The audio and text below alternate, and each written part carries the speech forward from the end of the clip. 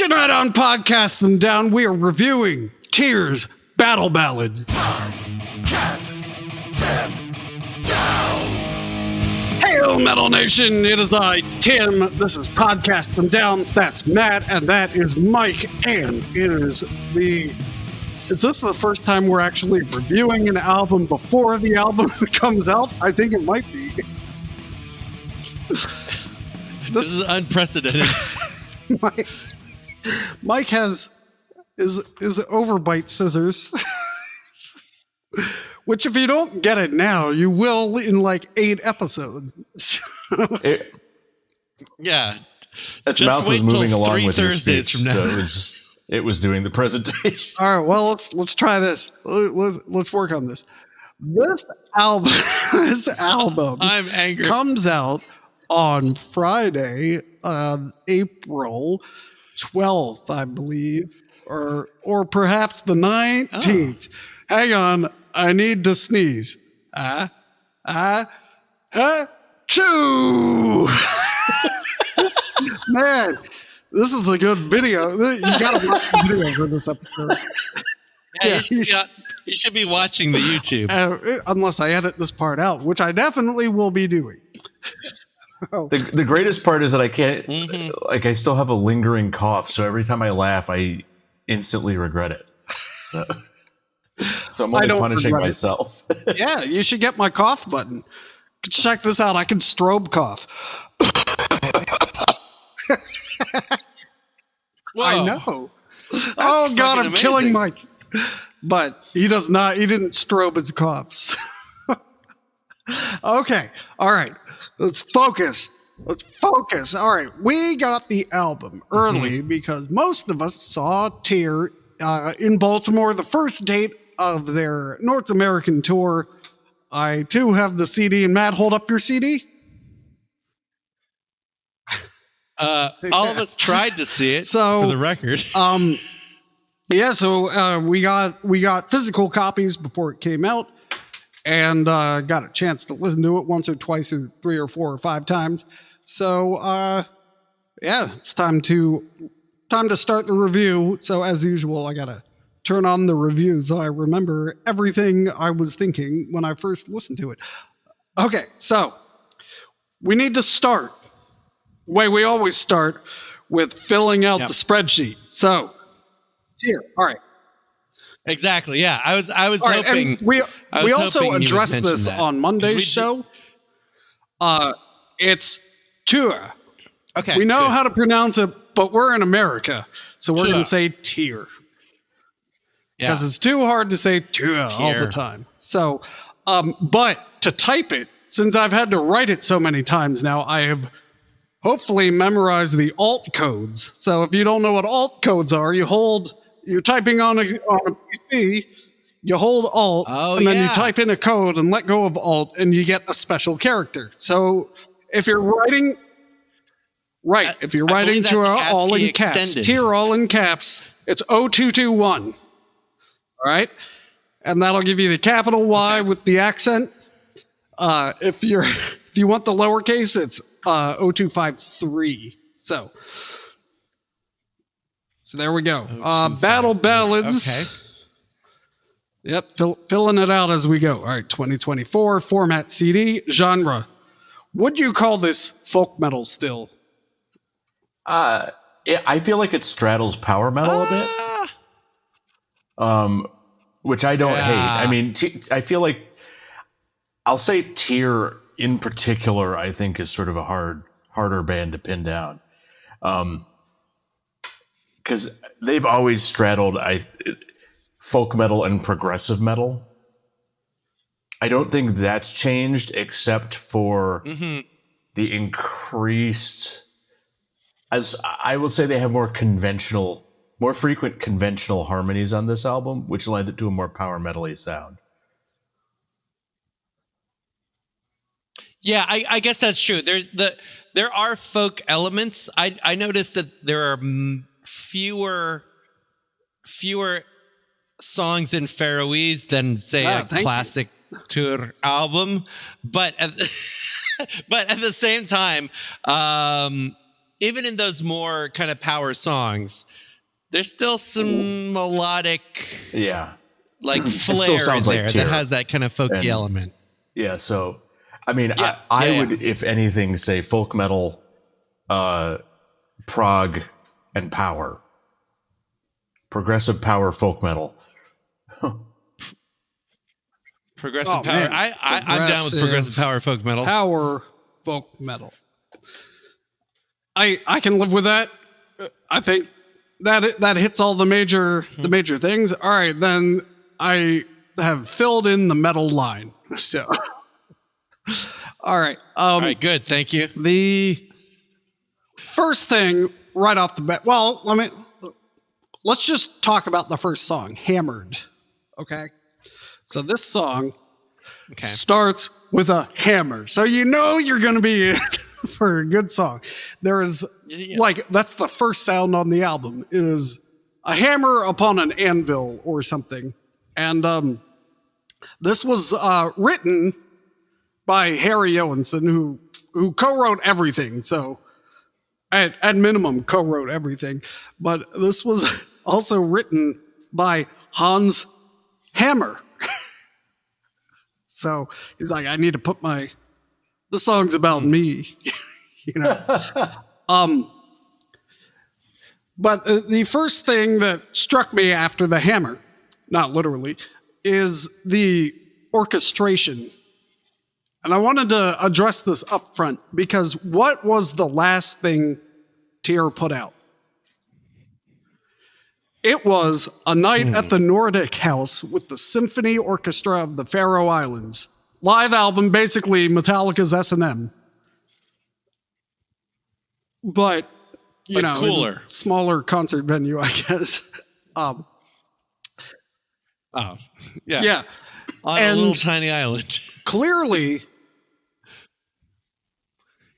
You didn't like my I probably didn't even hear it. By the way, that was an art cooler. I said it was cooler. No, I just didn't get it. I get it now. Yeah. So, A Night at the Nordic House. Clearly, Harry was like, I love this. I'm going to stick orchestration all over the next album. And that's what he did. And it's pretty subtle. It's like it fills out the sound a bit. Tim and I were talking about this a bit. I think I disagree, actually. See, I don't love it. I don't think it really adds anything. So if you listen to Hammered, I think it's tempting to dismiss the orchestration, since the guitar work of Tyr is always so, like their guitar work is insane, and it always has been, and it still is. You know, even without Terry Skibanez or whatever, however you pronounce it. I think it was Skiddly Doobop. Skibbly Bibbly Beetle.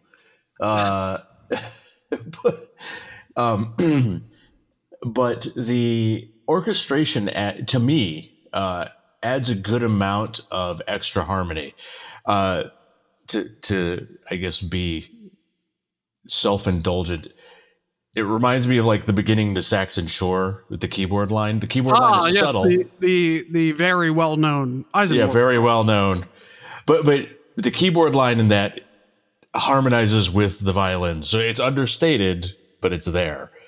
And I feel like there's a lot of that in this album where if you listen to the intro to Hammered, the orchestration is in fact doing a lot of different stuff that is not just mirroring a bass line or a guitar line. It's usually complementing it in some way.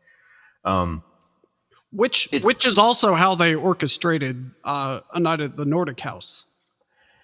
Yeah, it's definitely not in your face, but it's very present. And I do think it impacts the sound. It gives it, to my mind, a much more melodic tone without... I feel like Tyr does a lot of unusual harmonies. Like if you think about the intro to The Edge. Yeah. Like the way the guitars are interacting with each other is not the way that... It's not like an Iron Maiden harmony, right?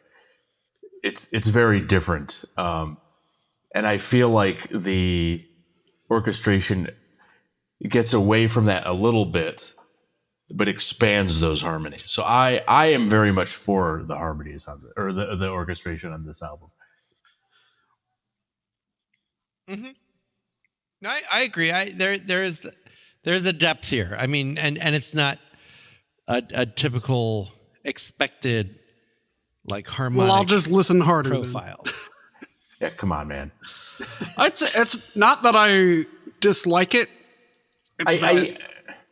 It's a little bit more subtle than like than it could be, I guess. Is it more mainstream? It's like a mainstream version of Tears sound. Isn't that what they've been doing since By the Light of the Northern Star? It is, but I feel like this is like particularly like. I see what you're. I don't know. Maybe not. Like they're listening to the creep from the record company. He's like, "Good job, boys! More of the same." My least two favorite Tear albums are "By the Light of the Northern Star" and "The Lay of Thrym," which I think is a somewhat controversial take. Yeah, generally that's the opposite of everyone else. I don't have that problem. I don't hate the albums. Yeah, I don't have an era of Tear that I prefer over another. But I will say they got more power metal-y and straightforward for a while, and they seem to be going back. I but feel like not at the beginning of this album. We'll get there. But with Valkyria Onward, I feel like we're back. Like they still retain, By the Light of the Northern Star and The Lay of Thrym. They're much more straightforward, kick-ass type of songs. Like if you think about like Eric the Red Dreams, that's a weird melody. It is. Everything about that song is weird. Yeah. But I love that. Yeah. We lost that for those two, and then I feel like it's being reclaimed a bit while still maintaining kind of a little bit more of the straightforward kick-assery introduced by those two. And I feel like we're kick-assery. And I feel like Battle Ballads is no different. We're still kind of where I like it again, or I strongly like it again. But it's still, looking at the track lengths on Eric the Red, The Edge is 7 minutes and 44 seconds. Let's see, Rainbow Warriors 5 minutes 28. Eric the Red is 7:42. Alive is 7:24. On Battle Ballads, there's nothing above 6 minutes. Yeah, it's 3.5, three, almost 4, almost 6. 4-ish, 5.5-ish, 3.5-ish, almost 4, and 5.5. They pulled a Burning Shadows. Yeah, the songs are much more like they get to the point. But they still have the wandering melodies and the wandering harmonies that I liked about earlier Tear. So, well, speaking of more to the point, so this album starts off with Hammered, and I just had it Unwandered Ways, and I feel like both of these are just like very straightforward, typical power metal structure. Yeah, it's just. Here are the commercial songs, more or less. Unwandered Ways has more appeal than I thought. Like, I like the song, but I didn't really think it was like amazing. And then one of my daughters started singing it randomly after having listened to it in the car, and I was like, okay. Actually, I had the same thing with the last album, Hell. Yeah.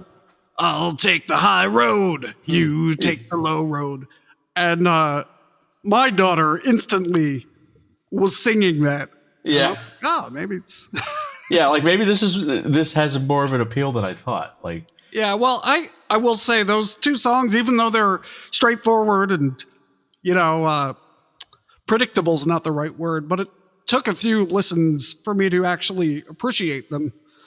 The next one is Dragons Never Die. So this one was came out as a single the day the tour started.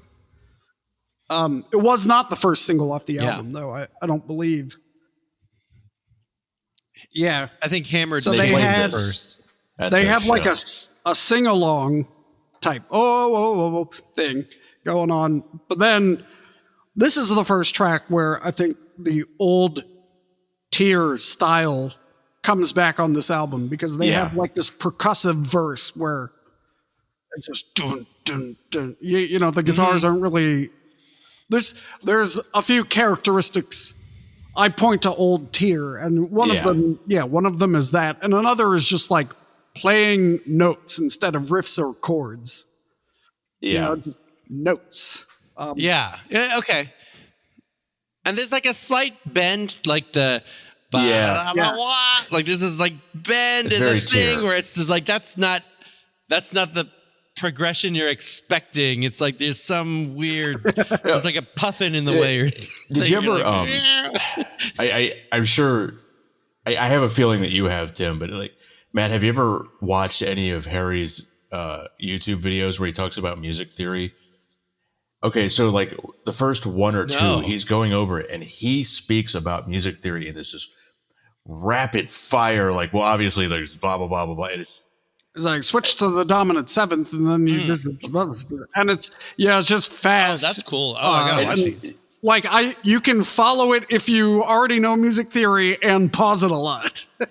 But his understanding is so fine, that he can do this kind of wacky shit, and he knows that it's like, oh, that'll work. It's just like Gordon Ramsay or any of those chefs when they go to like cut a cucumber and they just go, and they're all paper thin.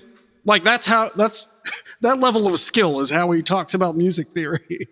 Yeah, he actually posts a follow-on video where he's like, I'm really sorry, guys. I forgot that this stuff comes so natural to me. And it's like, you don't have to apologize. Like, don't worry about it. Just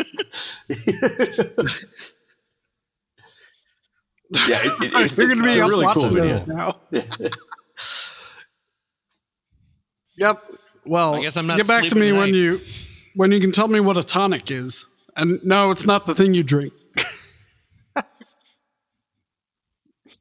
No, all right. I know right now. So then we get to, you were talking about Dragons, the bendy thing in Dragons Never Die. The other thing I like in there's a satisfying Tear-style chord progression in the bridge.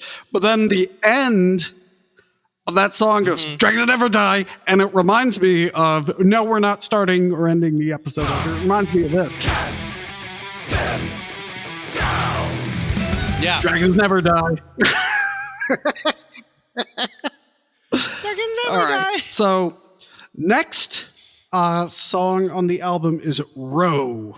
This is a weird one. Yeah, so this was the first song. This is a very weird song that we've gotten to that was co-written by the drummer. Oh, that explains. I mean, it's very percussive heavy, especially the beginning. And yeah, and it starts like it wants to be on a Mon Amarth song. Yeah. And I don't mean that in an insulting way. Although I'm done with Amon Amarth. You know. I'm glad it goes in a different direction. And yeah, it does. The chorus again is very catchy, but Tear style melodies. Yeah, and I feel like it's a lot of these are living in folk metal land, you know. Yeah. Because they're talking about rowing, they're talking about dragons, they're talking about wandering, they're talking about hammers, you know. This is all very folk metal. There's lots of references to like heathen throughout just the word heathen. Yeah, which they do a lot, but I feel like it's it's getting more like fair-ish. Yes, thank you. That's exactly where I was trying to go. And again, not in a bad way, because there's they got a lot of weight behind it, you know? Yeah, and like looking at their earlier albums, a lot of it was literally adapting like old Faroese or we'll get Danish there. or but it was adapting old folk songs to like to metal, right? And I feel like that has only that only gets you so far before you have to start doing something else. So they the lyrics, if you read the lyrics, you will notice how weird the phrasing is in the chorus. And I feel like that's an old tier thing too. Like it's not that it's more awkward than the rest of the choruses. It has the meter is weird because it's like rowing this slowly. It's like slowly. It's got that little pickup note in there. And at first I was like, am I hearing that? Like, what is that? And then I realized what he's doing. But yeah, it's weird. It feels weird. I don't. As far as the lyrics go, I actually know less of it. It's basically what you'd expect. Okay, so then we get to the first actual ballad on Battle Ballads next, which is Torkel's Dotter, which is a traditional Faroese song. This is just acoustic instruments and vocals for like the first half. I tried looking into what the story is, and it might be something they've already covered because interesting. There is on By the Light of the Northern Star, they had a song called Thorkel's Dotter, but it's spelled differently. It might be in a different language. Thorns instead of the T, But basically, she was a powerful. The subject of that song is a powerful person who lived in the Faroe Islands 1,000 years ago. So I did not go so far as to type in all the lyrics into Google Translate to figure out what it's about. Right. And I'm a little rusty on my Faroese. But Harry Owenson also has Faroese grammar videos, if you want to look those up, Matt. Oh, boy. Ooh. Yeah, so the first time I listened through this album, this is the song that got me. I was like, fuck, yes, finally. Because first listen, for whatever reason, I was just... I wasn't disliking it, but I wasn't loving it until this song. I for whatever reason, my first listen to this song I struggled with, and I think it's because his voice is chorused or doubled for most of it, which is, there's nothing wrong with that. But it gave the impression at first listen of it being over auto-tuned, and then a second listen I didn't get that feeling. So I don't know what exactly I thought I heard, but I know what I thought I heard. It was fucking ice. Was it ice? Yeah, stop it. That's cold. But do you know what I'm saying? Like, yes, he's singing at the very bottom of his register, and there is some processing to his vocals here. But his I mean, he's such an accurate vocalist, right? Like he could. He just like doesn't miss a note. So at first listen, I was like, this is weird. And then second listen, I was like, I just didn't hear it again. It's like, hey, I know what I was thinking. But regardless, yeah, this song is fantastic. So if this song sounds familiar to you, as it did to me, it's because it was on A Night at the Nordic House. Oh. So they already performed this song, and it's been out. But here it is, the proper non-live studio version on this album. So the next song then is Velkommer for oh man, how do you pronounce O/ in Danish? All right, so it's Forøyinger. So this is a Danish traditional song. This is the greatest national anthem for a country that never existed. So this one, again, I did not look up. If you type in this song title into Google, it'll come up with the lyrics because it's a traditional song. But I didn't copy them. I didn't put them into Google Translate. This is another old Tyr sounding song to me. Mm-hmm. You know, which is probably because it's a traditional song that they're just doing what they used to do to these songs. So it came out that way. The only other thing I will add to this, other than there are great guitar leads in the bridge, but at the very end of the song, one of the guitars doesn't cut off with everything else. And I wonder if that was on purpose. Interesting. Okay, so then next one, Hangman. This is the first time I heard pizzicato strings in the orchestration. Oh, okay. Actually, can we backpedal? Speaking of the orchestration, back to the previous song. I feel like the orchestration is a lot more present on this song than it is on a lot of them. Oh yeah, well in Torkel's Daughter, there's like a you can definitely hear the cello, right, or whatever it is. The viola, it's not a viola. Who cares? Was that it? Yeah, that was it. Hangman? Yeah. Back to Hangman. This one, the vocal delivery reminds me of Hell. So we've been all over the place now. So like he's been doing the really clean stuff. He's been doing a more modern thing. He's been doing, like transcending the entire catalog of Tyr albums. But this one, he has that gruffness that he was using on Hell. So this song reminds me a lot of that album. I wrote brass in bridge. Apparently the brass is prominent during the bridge. Yeah, I mean, I feel like, I think there's choir out in the outro as well.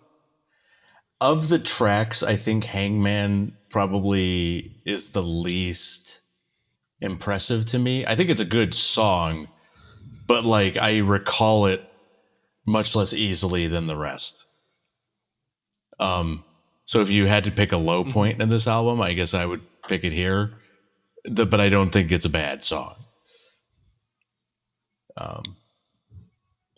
All right, and then the next one, Axes. Now, I love. This was written by Gunnar, the bassist. Yeah, great. I love this song too. Harry made it a point to say that he wrote this song on stage. So it starts with a Ricola at the beginning. Yeah. Yeah, I thought it was like more monastic-y, kind of like I wrote down Ricola. And then you got this like neoclassical riff that hits. And in so it's very like diddly diddly diddly diddly.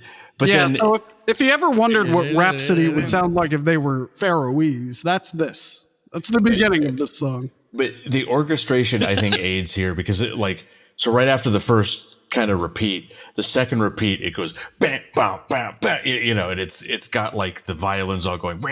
It's beautiful. I really like this song.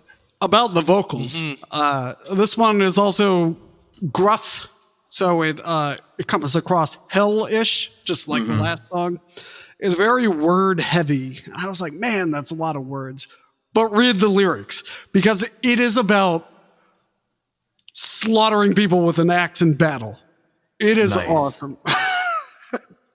I mean, what more is there to love? Lo, a spear in nimble hands impales my side. Joke's on you. I split your skull. To hell you ride. Yeah. That's awesome. Yeah. Yeah. Oh, yeah. So, great song. 3.5 minutes. Mm-hmm. So then we get to Battle Ballad, which is not a ballad. It's very Tear. It is probably the most Tear on the album. It's very teary. This song appears to be about singing battle ballads, but it's not itself a battle ballad. So are you saying it's like a Man-O-War song about quite. Being Man-O-War? More like sing me stories of battle. That's the point of this one. I wrote typical. What just fell? What the hell? I don't know what fell. This is a professional production here. God this is damn typical it. Tear. I really don't know what fell. I'm worried. Typical Tear fare, but like in a very good way. I don't see anything. What the hell? I definitely heard and felt something fall. Well, we'll deal with that after the episode, and then we'll record an episode about it.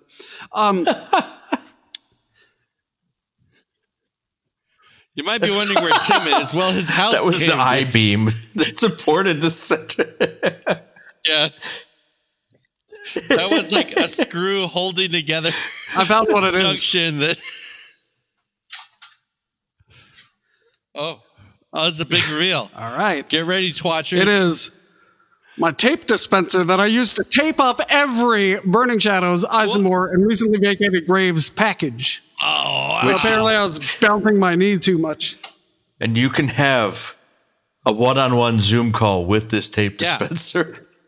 There's a serrated edge on that thing. I could have been slightly hurt. That's dangerous. So you plug a text-to-speech thing into Chat GPT, start a Zoom call with one of our fabulous Patreon patrons. They could talk to the tape dispenser. Yeah. Set that up. Join the Patreon. All right. Yeah. Sounds great to me. All right. And then the last song is Casa Latronum Nomanorum. Gesundheit. I've been wondering about this. I can tell you what that means. Okay, so what's his name? I think his name is Dickolas. Okay, so it's a Dissulius. You sound like me. Dissulius. Anyway, read these things. It's the Scottish monk who wrote what's probably one of the first accounts of the Faroe Islands in recorded history. So he says it's kind of like he talks with other monks who have traveled a lot, and they used to live in the Faroe Islands. So they were hermits living in the Faroe Islands, but causa latronum namorinum, they had to leave. So because of the thieving Normans, that's awesome. They had to leave. Yeah. Oh, that's so cool. Yeah, I'm pretty sure none of these lyrics are in English. So I've been trying to. But they're not. Yeah, I've been trying to figure this out because there's a lot of sounds that have that like Scandinavian flair, like ooey, you know what I mean? But this seems almost like it should be Latin. Yeah, I thought it was. I guess it's not. Yeah, there's certain things in there that don't seem right.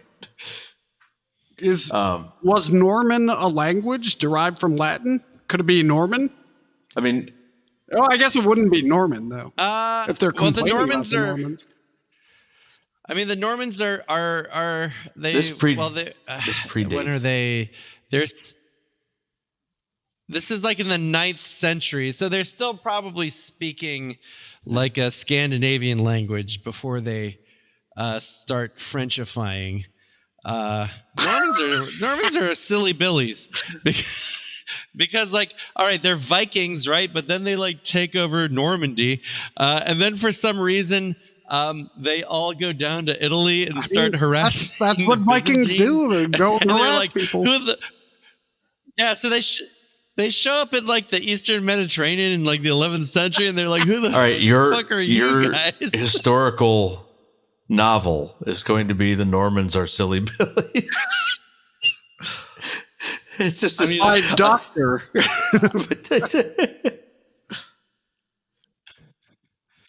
It's like, hi, we're originally from northern Denmark, but now for some reason we control Sicily. You have not been a good of boys.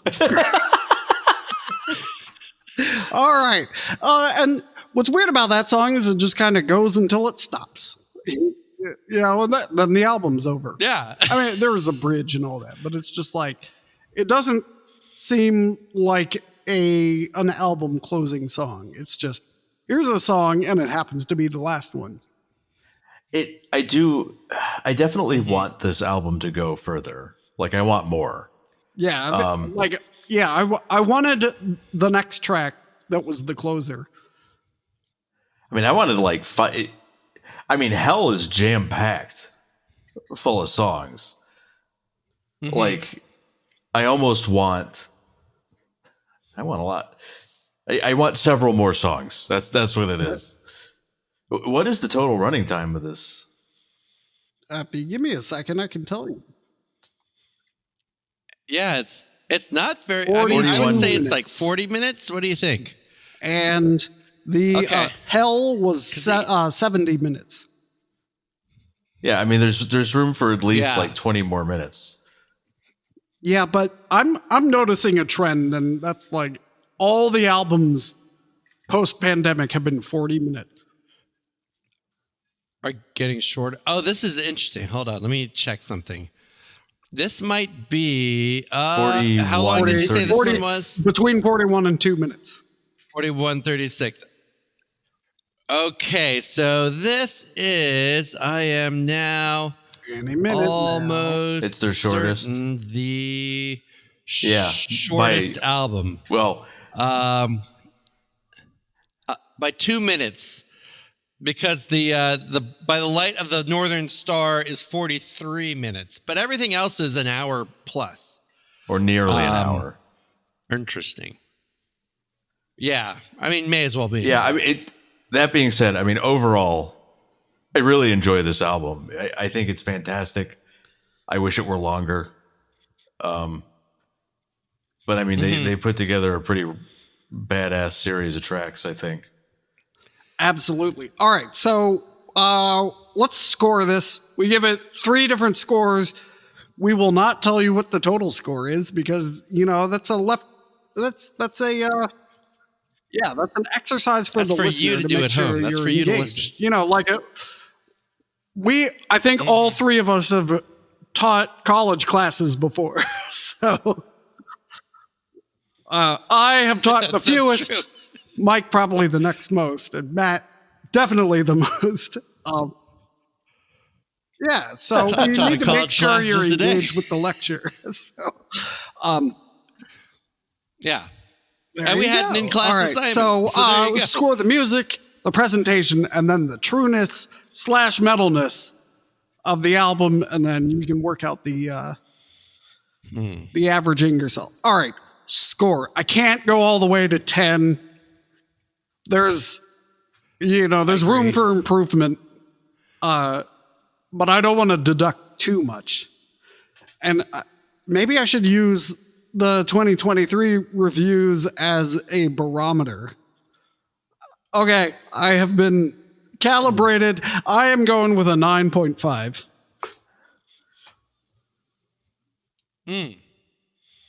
Wait, okay. Nope, 9.1. Because there needs to be more songs.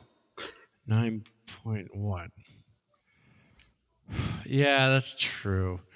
I'm going to say 8.5. Mike, as much as I love this, I love the music on this album.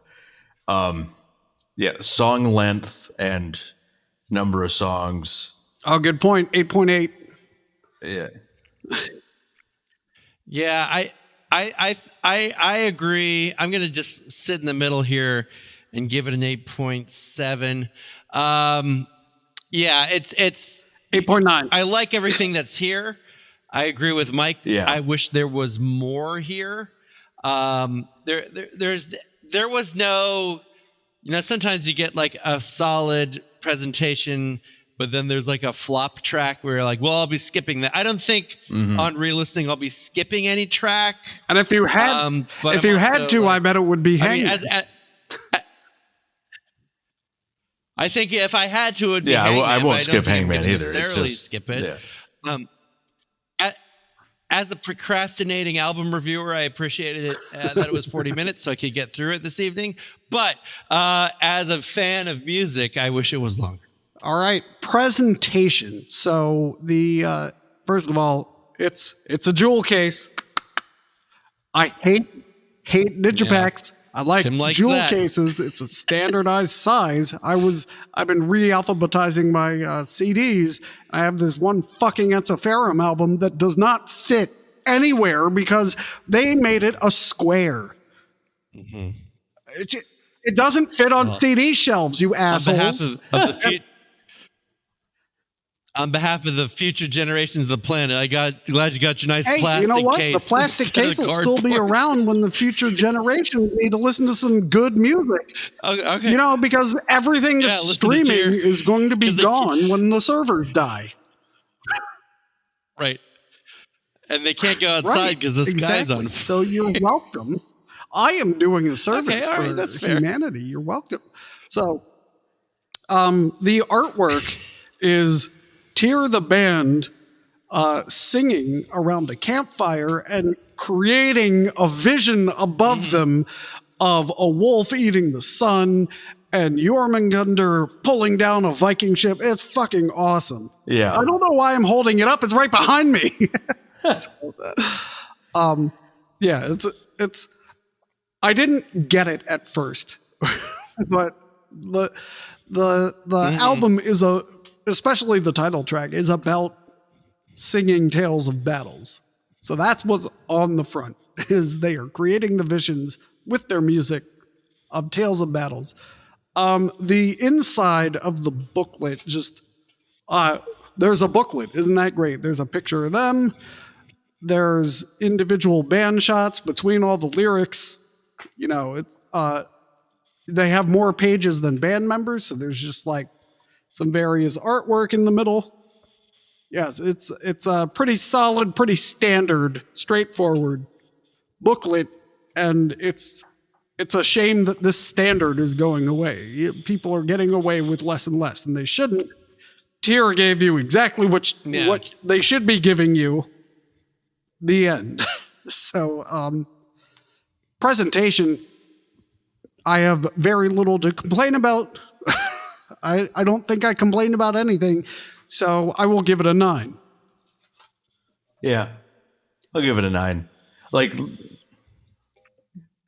All right. Since I will also give it a 9, but I will deduct 1 point since I was unable to attend the show and therefore don't have a physical copy of the album to have and to hold. For richer or for poorer.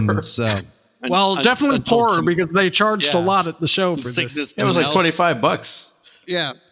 All right. Okay. And it's one of those things where you're like, I could wait. But it's right, like, but this is literally supporting them. So it's probably the most direct way to support them. Yeah. Other than buying the VIP package for $75, which I was also seriously considering, but that's actually not terrible. I wanted to not be locked out of the house. Yeah. I was supporting the band. Well, they're crashing in the bed with us tonight. I get to be between Harry and Gunnar. I was gonna say, it's like, who's gonna spoon Harry? It ain't you. It's me. It's me. It's gonna get nice and Pharaoh in here. And then the last category, trueness, metalness. 10. Like, what's the metal score? It can't not be a 10. Yeah. It can't not be 10. You can't see this, Doug, but sorry. No, you Oh Mike, my God. because Doug and I, while I was thinking ahead, Doug and I reviewed the new Ministry, and these scores for the Tear album just like shit all over the Ministry scores. It's amazing. Yeah. It's not unexpected, but it is amazing. If given a choice between the two, That'd be a difficult one.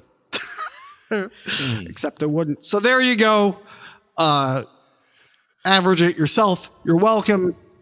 Get the album. Pay as much as you can for it. Tear needs the money. Those visas ain't cheap. nope. They sure aren't. That's all I got. Oh. And now the Tool is once again doing the outro. So until next time, Metal Nation, keep your ballads in Faroese. Cast them down.